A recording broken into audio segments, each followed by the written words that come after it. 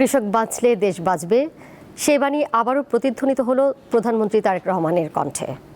নববর্ষের প্রথম দিনে টাঙ্গাইলে কৃষক কার্ড কর্মসূচির উদ্বোধন করে তিনি জানান, বর্তমান সরকারের লক্ষ্য কৃষককে আত্মনির্ভরশীল ও সচ্ছল হিসেবে গড়ে তোলা। সেই লক্ষ্যে আগামী 5 বছরে দেশের 2,75,00,000 কৃষকের কাছে পর্যায়ক্রমে পৌঁছে দেওয়া হবে কৃষক কার্ড।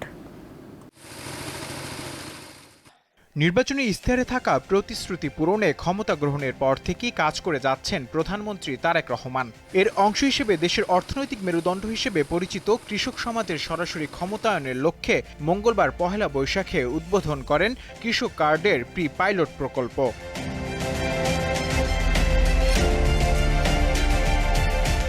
এ উপলক্ষে টাঙ্গাইলের শহীদ মারুফ স্টেডিয়াম মাঠে 15 জনের হাতে কৃষক কার্ড এবং গাছের চারা তুলে দেন প্রধানমন্ত্রী। প্রথম ধাপে দেশের 11টি জেলায় 26,065 জন ভূমিহীন প্রান্তিক ও ক্ষুদ্র কৃষককে দেয়া হচ্ছে এই সুবিধা।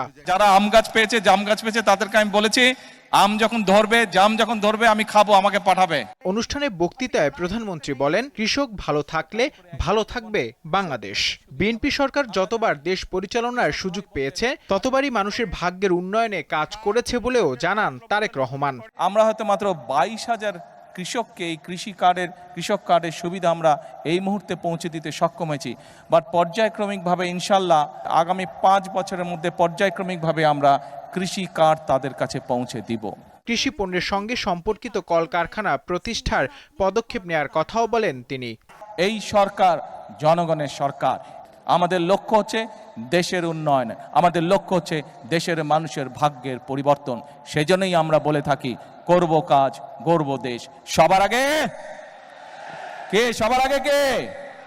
সবার আগে বাংলাদেশ।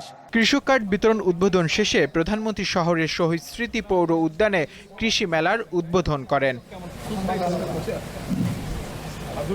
নূর আলম, দীপ্ত, বার্তা কক্ষ।